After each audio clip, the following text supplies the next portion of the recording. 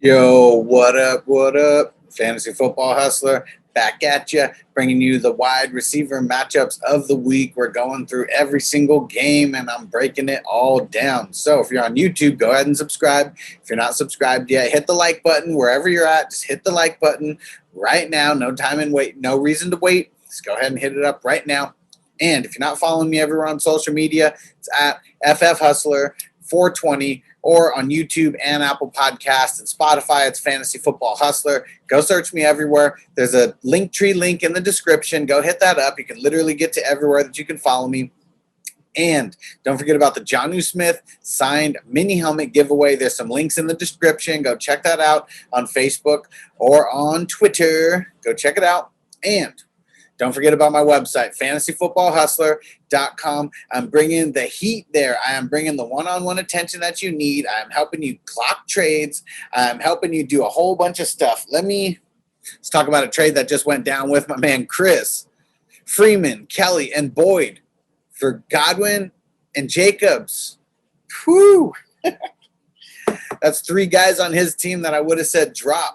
So you want that kind of help with trades and you want to be the one dominating all the trades in your league, just go to my website, fantasyfootballhustler.com. Sign up on any tier that's higher than the $1 one. Trust me, you will not be disappointed. I will help you out with anything you need.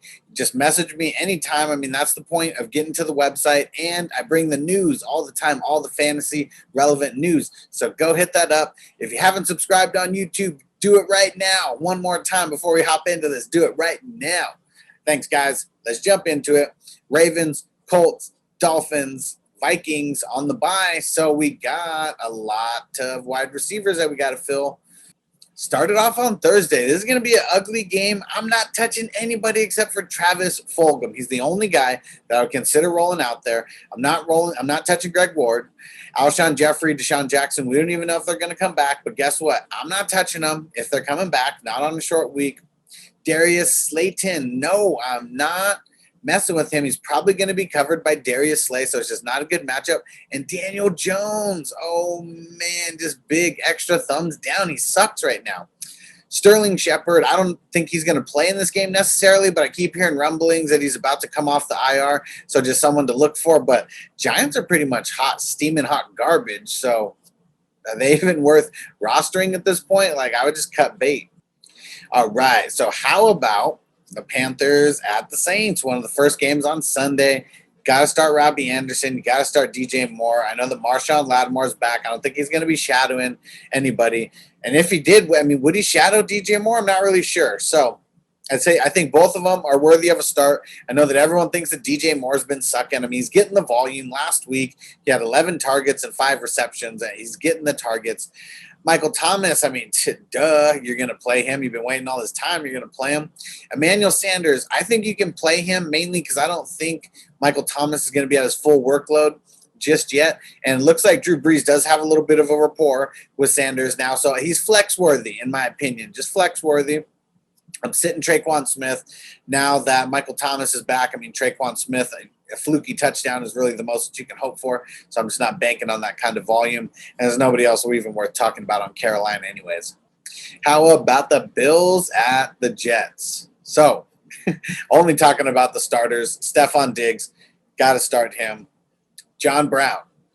I know he has been a roller coaster ride, but I think this is one of the times where the roller coaster is going to be on the incline because the Jets suck. And I think that it's going to be Josh Allen all through the air the entire time. Cole Beasley, I think you can fire him up too in the flex. John Brown, flex worthy, not a wide receiver too, but definitely flex worthy, especially if you're playing multiple flexes. Definitely. And Jamison Crowder, you got to get him in there. I don't know if he's going to be shadowed by Tre'Davious White, but the way that they move him across the field, I feel like either way he's going to get his 10 targets. They're going to be playing from behind the entire time, so should be a good volume day for Crowder, even if it's not a good high yardage day. Browns at the Bengals. This is going to be another shit show here. The only one that I want to start from this game is T. Higgins. I'm not starting Boyd. I'm not starting A.J. Green. A.J. Green is going to start eating into Boyd's work, and I want no part of A.J. Green. And if Boyd's going to start losing work to A.J. Green, I mean, it's going to be time to sit him down. I think he's potentially droppable depending on who's out there on your waiver wire. I mean, there's a lot of good options on the waiver wire. Boyd's not someone who I would be really banking on coming back, just being a wide receiver 1 or wide receiver 2. I mean, he has the ability to be a wide receiver 2 here or there, but their offense just is not clicking that good, so I'm not banking on him. Odell Beckham, Jarvis Landry. I think if you got a deep dive, Odell Beckham, you can throw him in your flex. He did do okay the last game that they played the Bengals, but I don't know. The Browns just aren't looking that good right now. It's in Cincinnati, and the AFC North, they just always have those tough, grind them out games. So I really think that this is a big game for the running backs on both ends, and they're going to try to limit their quarterbacks because the quarterbacks have been messing up on both sides, on both teams here. Cowboys at Washington. Now, Washington has a pretty tough D. So, I mean, the only one that I really think you can start is Terry McLaurin. Amari Cooper, I think you can start him. It is a really tough matchup for them, and it's a tough matchup for Dalton, so you got to pump the brakes a little bit with the expectations. CeeDee Lamb, I think you can start him, but he's flex-worthy at best. And if you have other options, I would throw them in over CeeDee Lamb because I don't think it's a nice matchup for either Cooper or Lamb, but I know it's hard to sit them. Michael Gallup, droppable. Just get him off your team already. Just drop him, okay? Dontrell Inman, sit. Terry McLaurin's the only one we're starting for the Washington team. Packers at Texans. Hopefully this is a high-scoring affair. Devontae Adams, I'm expecting a big, big game out of Devontae Adams going up against the Texans, who have a really shaky secondary. MVS, Marquez Valdez-Scantling, I think he is flex-worthy in this game. It's definitely not a wide receiver 2. So if you have other options, I'm really not trying to play him, but, I mean, there's a lot of people on bye. There's a lot of injuries. So if you got a deep dive that far, I think he's a fringe-worthy flex guy. Now, Will Fuller, Brandon Cooks, you are firing these guys up the rest of the season. The Texans are going to be throwing the ball. Their defense sucks, so they're always going to be playing catch-up. And I just don't see them dominating. They're 1-5. Who the hell have they dominated? So they're always going to be playing catch-up mode. They're always going to be in bad positions offensively because of their defense, and that just means more passing, more airing it out for Deshaun Watson, Will Fuller, Cooks. They're pretty much as close to must-starts as you can be right now. And you got to sit Randall Cobb. You got to sit Kenny Stills. Only messing with Will Fuller and Brandon Cooks. Nobody else. Lions at the Falcons. So you got to fire up Kenny Golladay. I mean, juicy matchup. I think Kenny Golladay is going to have the biggest game of his season in 2020, this game going up against the Falcons. It isn't hard. I think he's just gotten over 100, but I think that he goes for more than 105, which was his previous best, or 104. So fire him up. Of course you are. Julio and Calvin Ridley. Those are the only two guys from the Falcons I think you can start. Not starting Russell Gage or anybody else. And for the Lions, I am not starting Marvin Jones. I am not starting Danny Amendola. Do not drink the Kool-Aid, okay? Yeah, could they get some fluky stuff happening? Sure. But neither one of them really get volume. So don't listen to anybody else saying that they're a great start versus the Falcons. Because did you see the Falcons last week play? They looked a little bit rejuvenated. It looked like they were excited to play. They got 3 interceptions. They were doing what the Falcons should be doing. If you know their defense, if you're an IDP, they got a couple young IDP stars over there and guys like Deion Jones who are just studs. So their defense isn't bad. Now they look rejuvenated a little bit. I don't expect them to be the worst of the worst moving forward. I think that that's going to change a little bit. Obviously, they're going to be lower half as far as giving up points. But I'm not trusting Marvin Jones Jr. I'm not trusting Danny Amendola, so you don't trust them either. Do not trust them. Steelers at the Titans. This one's going to be tough because I'm only starting 2 guys from here. I'm starting Chase Claypool. I know he's not the number 1 on paper, and he's not the number 1 that's getting, the defenders on him. But the way that they're using him, he might as well be their number 1 wide receiver. Do you see how they keep getting him the ball in pass? Do you see how they keep getting him the ball in the rush game? And in goal-to-go situations, Chase Claypool is the guy that they want to get involved all the time. You got to start him. He is a must-start moving forward. A.J. Brown. You got to start him. This is a really tough matchup going up against the Steelers, but the way that they have Brown travel all over across the field and stuff, really he just needs one big play, and if he gets in the end zone, I mean, obviously he's worth his start, so I think he does get in the end zone, even though it's a very, very tough game. I'm sitting Juju Smith-Schuster. I'm sitting him. I'm not going to play him. You have to be very, very desperate, in my opinion, to play him. Just put him on your bench. If he balls out, who cares? Because he's probably not going to the way that he's looked. Deontay Johnson, questionable right now. Sorry I didn't put the little Q there. We don't know what's going to happen. First, Mike Tomlin said that he was going to play the next week, and then he sat. That's not a good sign, and it's his back. And they're 5-0. You got Chase Claypool. Like, they just might sit him another week. Like, who knows? But either way, I bet you that he's going to get the third most snaps behind Chase Claypool and Juju Smith-Schuster and maybe even Fabian Washington. So, I'm out on Deontay Johnson for this week. Adam Humphries, I'm out. I'm not playing anybody against the Steelers that I don't have to. So, anybody not named A.J. Brown, I'm not playing against the Steelers this week. All right, how about the Seahawks at the Cardinals? This is going to be a tough divisional matchup that I really, really cannot wait to watch. I cannot wait to watch this. You got to fire up all you guys. You got to fire up Tyler Lockett. You got to fire up DK Metcalf. You got to fire up DeAndre Hopkins. And you got to fire up Christian Kirk. Seattle is giving up a ton of points to the wide receivers. I think you roll out Christian Kirk again. You flex him again. Get him in your lineup. David Moore for Seattle, I'm sitting him. Even in a very deep league, I'm sitting him. Andy Isabella, I'm sitting him. So shout out to all the Cardinal fans. How do you guys feel about Andy Isabella being drafted just a couple spots over DK Metcalf when DK Metcalf was supposed to be their draft pick? Let me know how you feel about that, because could you imagine if the Arizona Cardinals had DeAndre Hopkins and DK Metcalf on their team versus Andy Isabella? It'd be pretty wild, to say the least. So you Cardinal fans, throw it in the chat if you're a little bit bitter about that. I'm not a Cardinal fan, but I have some family members who are Cardinal fans, and they are very bitter about this to this day. Shout out Uncle Mac and Little Dubs. Love the podcast, guys. Thanks for bringing me on. Chiefs at the Broncos. You got to fire up Tyreek Hill. But I'm not trusting anybody as a start. Mecole Hardman, Demarcus Robinson, I mean, maybe you can flex them, if you have to in deeper leagues. The guys who I am very confident about this week, Jerry Jeudy and Tim Patrick. I am very, very confident in Jerry Jeudy and Tim Patrick this week. I've been off the Jeudy train ever since he came back because he's had bad matchups. This isn't the best matchup necessarily. I mean, he might be covered by Charvarius Ward, but Charvarius Ward's been getting toasted, and I think Jerry Jeudy can do enough. I mean, he hasn't really had a breakout game. Like, this could be his breakout game. Broncos, they're going to be playing from behind. The Chiefs are going to be smacking them. They're just going to be throwing the entire game. I think this is a really good game for Jerry Jeudy, and I think Tim Patrick comes up with a nice little flex play again. Got over 100 yards last week. Woo, woo. I told you it was a sneaky flex play. I told you. So I'm saying the same thing for him this week. I think he's a sneaky flex play, not banking on him getting 100 yards or anything. But the Chiefs don't have the best secondary right now. I mean, Charvarius Ward is great. I mean, he's not a shutdown corner by any means. I really think that the Broncos are going to be playing from behind the entire game, and they're just going to be throwing all the time. And so KJ Hamler, we're not sure if he's going to play yet. He's been out the last couple weeks, so I'm just sitting him no matter what, whether he plays or not.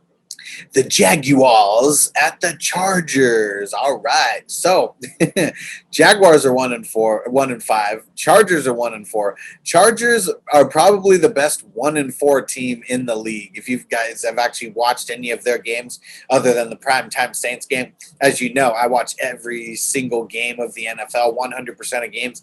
That's why from way back when the Chargers played the Chiefs, I told you to get Herbert on your roster because this kid is the real deal Holyfield. And I was not playing. I told you every game that he's had, he's impressed me. Every game that he has had, he's impressed me. Just think about that. I watch a lot of football. I watch a lot of film. I've seen a lot of players over the last 20 years that I have been like locked in on this. And Herbert, He looks like one of the best young QBs that I've ever seen. He's only 3 games in to his NFL career, or 4 games in to his NFL career. He looks amazing right now. And the best thing about him is his schedule coming up over the next handful of weeks. They got a cupcake schedule starting with the Jaguars. I know this isn't a QB video. I just got to talk about Herbert. So other than that, you got to start DJ Chark. I mean, Minshew loves him in the end zone. So you got to start DJ Chark. I feel like they're going to be playing from behind. They're going to be throwing it a lot. You got to start Keenan Allen if he plays. He was having back spasms 2 weeks ago, so hopefully he's good. He's still questionable as of right now because they haven't practiced yet. And Mike Williams, get him in your lineup this week. Listen to me. Who are you going to trust? The guy who told you that he was going to ball out 2 weeks ago versus the Saints? This is a prime matchup for Mike Williams. The Jaguars, they do not have a decent secondary, and I am telling you, Mike Williams and Herbert, they are going to be best friends. Mike Williams is a first-round draft pick in the NFL, okay? First-round draft pick. He has got talent. He's been with Phillip Rivers, who cannot feed into his talent. Phillip Rivers held Mike Williams back. Herbert, Mike Williams cannot outrun Herbert's arm. Herbert goes down the field with accuracy, with confidence. I'm putting 3 stars next to Mike Williams. You figure out how to get him into your lineup this week. Trust me, as much as Herbert goes down the field, you want him in your lineup. Now, I'm sitting everybody for Jacksonville, sitting Laviska Shenault, sitting Keelan Cole, and I'm sitting Chris Connolly. I'm not messing with it. The Chargers, they have a decent defense, especially a secondary. I'm just not messing with it. 49ers at the Patriots. The only one I'm trusting in this game, unless you're really, really deep diving, is Deebo Samuel to finish as a wide receiver 2 this week. I'm sitting Brandon Ayuk. I mean, he didn't have the volume last week. He got that touchdown. Had he not got that touchdown, I mean, you would have hated playing him. Even if you did play him with that touchdown, he got 2 receptions on the game. He had nothing. Julian Edelman, N'Keal Harry. I mean, if you're deep diving and you need one of those guys as your flex, I get it, but I'm doing my best to just avoid them altogether. The Patriots look broken with their play calling, and the 49ers have looked decent. I know that they're in Foxborough, but it doesn't matter. The Patriots, they look broken. They're doing something different this year with Cam than they've done literally in the last 20 years, however long Brady's been there. So I'm not feeling the Patriots. I'm just not feeling them at all. Sunday Night Football, Buccaneers at the Raiders. You got to start Chris Godwin. You got to start Mike Evans. I mean, you got to get him in there. It doesn't matter. Every week that goes by, they're just a little bit more healthy, so get him in there. Henry Ruggs, I think you can start him. This kid is a beast. Super fast. Just keeps burning the defense. Every single game, he's made at least one good play. And, I mean, the last time we saw him on the field, it was that 70-something yard touchdown, I believe it was. But just a really long catch and run versus the Chiefs. You got to get him in there. He literally just needs one big play, and he can house it. Scotty Miller, Nelson Aguilar, Hunter Renfrow. I'm sitting all these guys. I'm not trusting them at all. Last game, Monday Night Football. This game, I think, is going to be all defense. I think it's going to be a very, very low-scoring game. Allen Robinson, Robert Woods, Cooper Kupp, those are the only guys worth talking about. If everybody else besides those guys are an automatic sit in this game. I have Allen Robinson, Robert Woods, and Cooper Kupp all as a sit. If you can play anybody over these guys who are got to be halfway decent. I mean, you're not going to deep dive with just random free agents, but I'm saying if you have decent players that you can play over these guys, you want to play it. You want to do it. You want to sit these guys down if you can this week. Allen Robinson going up against Jalen Ramsey, not the recipe for success. Like, yeah, could he get a touchdown? Could he still get his 10 targets? Sure. I just don't see him having a big game at all. The Bears, they're the stingiest against wide receivers in the league right now. So I'm not trusting Woods. I'm not trusting Cooper Kupp. I mean, you saw the way that they looked last week. And, yeah, sure, this could be a bounce back this week. They're at home. They got the extra day of rest going up on Monday night. But the Bears, I mean, we got to play statistics, right? And, I mean, I'm not throwing out a bunch of statistics like those nerds. Just know that I know all the statistics and I do all the research on that kind of stuff. And the Bears, they are giving up the least amount of points to wide receivers. So I'm out. I'm out on Robert Woods and Cooper Kupp this week. I'm out on Jared Goff this week. I'm doing whatever I can to bench everybody in the Rams. The Bears defense is the real deal, and they're holding teams down. So if you have better options, go ahead and throw them in there. If you have to flex these guys, I get it. It's hard to sit them, but I'm doing my best to not flex them even if possible. Alrighty, guys, that was the last video for all the offensive starts and sits. We already did the QB. We got the running backs in there. We got the wide receivers in there. I even threw out my streaming defenses of the week. That's already there. I'm bringing this to you on Tuesday. If you haven't seen the offensive waiver wire, if you haven't seen the IDP waiver wire, go watch those. You can still check them out before you got to drop waivers for tonight. Go follow me everywhere on social media at FFHustler420. Go to my website. Do not wait. FantasyFootballHustler.com. I'm getting bigger and bigger every single day. Go check out my reviews on Apple Podcasts. I'm telling you, I'm bringing the heat. I'm going to be the best resource that you have all season long. Invest in yourself and invest in me at the same time, because I'm investing my time into you guys. I don't get paid for this other than the people that are paying me through my website. So everyone who has signed up on my website, I appreciate you. You guys are the ones who are fueling the fire. And leave some comments. Get some interaction going. Come on, guys. Show me that you're out there. Let's spark up some debates. I love debating fantasy football. So I'll see you guys at the next video. And we got our live stream coming up on Thursday. Don't forget about that. It's 12 noon California time. And then we also got another live stream on Saturday and on Sunday. I will see you there. Peace out.